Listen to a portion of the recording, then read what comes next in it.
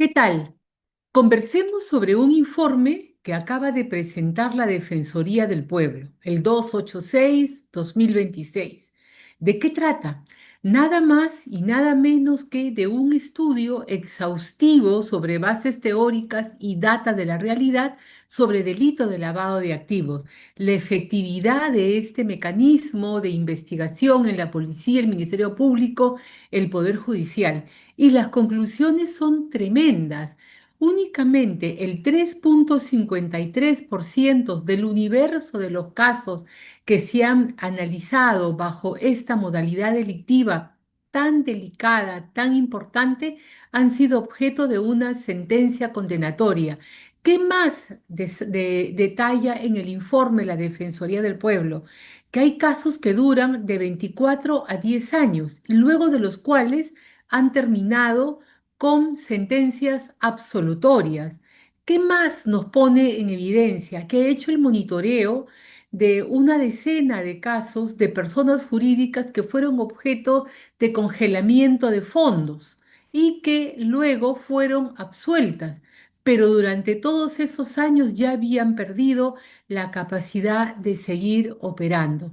Dramático todo lo que señala la Defensoría en este informe, porque el delito de lavado de activos tiene por objeto luchar contra la gran criminalidad. Surgió desde hace muchos años, pero se desarrolló con fuerza en lo que se conoce como el Tratado o los Papeles de Mérida, donde se buscaba afrontar una forma de lucha jurídica muy rápida, muy expeditiva contra delitos de narcotráfico principalmente. Ahora tendría que ser criminalidad organizada. Sin embargo, vamos a ver a lo largo de las 210 páginas del informe que en el Perú se ha utilizado esencialmente, uno, para narcotráfico y dos, luego para temas de corrupción, todo lo cual puede estar muy bien, pero ocurre que los temas de corrupción van contra funcionarios por delitos de colusión, de cohecho, que no necesariamente van a tener que estar dentro de este ámbito conforme lo plantea en sus conclusiones la Defensoría del Pueblo. Yo los invito a que revisen el documento que se ha hecho público y lo que voy a hacer ahora es mostrarles unos cuantos cuadros estadísticos con la salvedad que la data que han utilizado no es una data uniforme, por cuanto alguna información proviene de la Policía Nacional, otra del Ministerio Público y otra del Poder Judicial. En consecuencia, podrían haber algunas diferencias metodológicas. Sin embargo, para esta primera aproximación a los resultados de lo que es la actividad conjunta del sistema punitivo del Estado contra el lavado de activos, realmente queda muy mal parada. Veamos los cuadros. En este primer cuadro nos detallan cuáles son los delitos que han permitido que se inicien esta investigación por lavado de activos, que tiene dos rutas, la del delito propiamente cometido y la de la pérdida de dominio, que van a ser los grandes temas que se discuten a lo largo del informe. Acá tenemos un cuadro que es bastante interesante porque la unidad de inteligencia financiera es la que tiene la capacidad de proceder a congelar las cuentas bancarias que puedan tener las personas naturales o jurídicas cuando son objetos de una investigación por lavado de activos. Es decir, que estas personas ya no pueden utilizar sus fondos ni realizar ningún tipo de actividad, a no ser que el banco se los permita de alguna forma muy especial. A través de los años, estamos hablando de 1.456 personas que han tenido este bloqueo de carácter económico. Acá vienen las diferentes estadísticas. Las carpetas fiscales han levantado la información que les ha entregado la Policía Nacional del Perú y vamos a ver aquí cuál es la labor, la tarea que tiene la policía, que es la de investigar los hechos. Y vamos a ver que tienen un número importante de investigaciones pendientes, cuando no un número de vencido con sustento, o sea que había materia como para que ellos puedan presentar los documentos a la fiscalía y comience la denuncia. Entonces, este es un cuadro bastante interesante porque nos muestra cómo la policía no pudo llevar necesariamente a buen recaudo las investigaciones a su cargo. Este cuadro habla del total de casos por lavado de activos ante el Ministerio Público. Aquí estamos viendo los miles de casos que existen, que están esencialmente centralizados en Lima. Y vamos a ver qué pasaron con estos casos. Acá apreciamos qué cosa es lo que ha ocurrido, si están en investigación preliminar, en investigación preparatoria. Y como ustedes pueden ver, la línea azul es de la acusación y la línea azul más oscura, casi negra, que no se aprecia porque es muy chiquita, son las sentencias. Es decir, de que toda esta etapa tan delicada de la lucha contra la criminalidad de gran nivel no tiene un buen resultado. Hay miles de procesos y solamente una pequeña proporción que ustedes aquí en este cuadro pueden apreciar casi de una manera diminuta es la que tiene una condena. En este gráfico se toma la información del Poder Judicial, ¿no? Y nos van a mostrar el estado de los procesos a través de los años. Los plomos son sentencias condenatorias, las azules, las sentencias que declaran inocentes a las personas y las naranjitas que son muy pocos cuando se hace una reserva de condena. Como ustedes pueden ver, las sentencias condenatorias van a ser grandes en el año 61, pero luego a través de los años van a ser muy pocas. Pero recuerden ustedes los cuadros anteriores. Cuando gusten, retrocedan el video y van a ver los miles de casos que hay en Fiscalía, con los miles de casos que hay a nivel de la Policía Nacional y cómo tan pocos de ellos es que van a llegar a la instancia del juzgamiento definitivo ante el Poder Judicial. Acá, en este cuadro, también se hace un consolidado de los cuadros que ya sumando todos los procesos, el cuadro anterior era únicamente de sentencias, ¿no?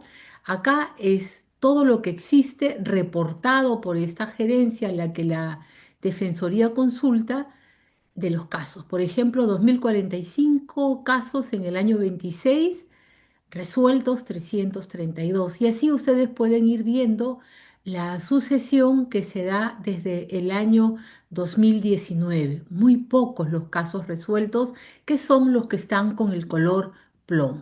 Acá es el resumen de 12 casos emblemáticos. Van a ser personas naturales o jurídicas las que van a recurrir a la Defensoría del Pueblo para que haga un monitoreo y los ayude en la defensa de sus derechos fundamentales. Lo que va a encontrar es que los juzgamientos fueron de 10 años hasta 24 años, excediendo los plazos máximos que debería de ser entre 15 a 17, utilizando el mayor complicado el mayor complicado esquema de cálculo de plazos para estar dentro de un debido proceso. Como podemos ver, estos casos comienzan pero no terminan. Y agranden el cuadro y vean la edad de las personas cuando comenzaron con la investigación y la que tenían cuando ésta concluye.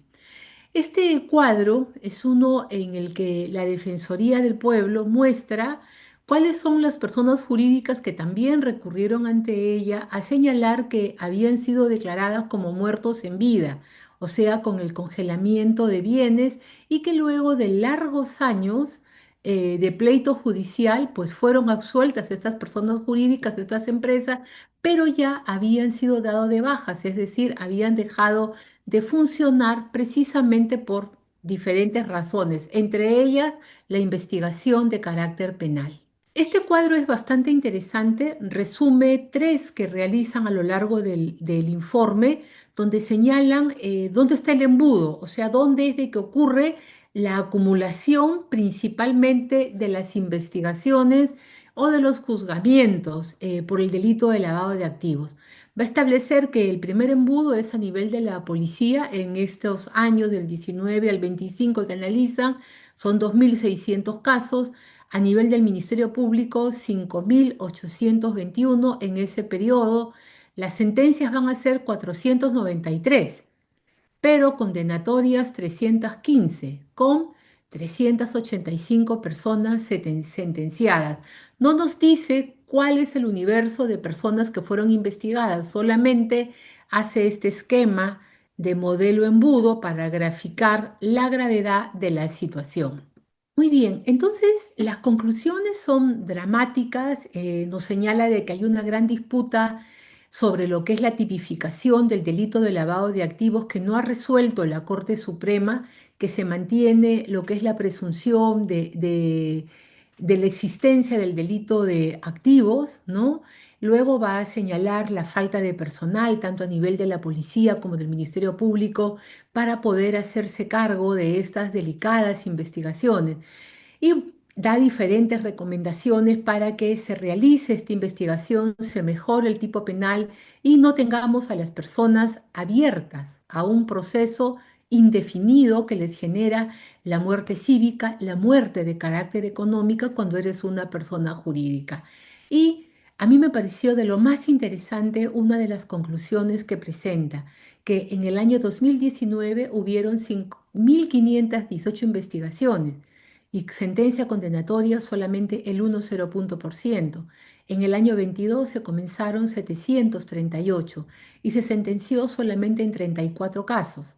En el año 24, 751 investigaciones y solo 48 fueron objeto de una sentencia condenatoria. En el año 25, 780 investigaciones y solo 17 sentencias condenatorias. En promedio, establece que la efectividad de la investigación de todo el sistema judicial y policial es del orden del 3,53%. Yo creo que este informe tiene que ser analizado, tiene que ser discutido, tiene que ser debatido y quizás profundizado, pero nos está mostrando una realidad muy delicada en un delito por lavado de activos que genera la pérdida de dominio, es decir, que a usted le abren esta investigación y automáticamente usted puede perder toda la propiedad sobre sus bienes porque se presumen de origen ilícito, ¿no? Y estamos viendo cómo es tan poco de los miles de casos las condenas realizadas, o sea que deben haber cientos de personas que han perdido sus bienes luego de largos años de litigio y estos no concluyen, ya perdieron los bienes cuando no son declarados inocentes e igual ya perdieron los bienes. Revisen el informe y comentemos.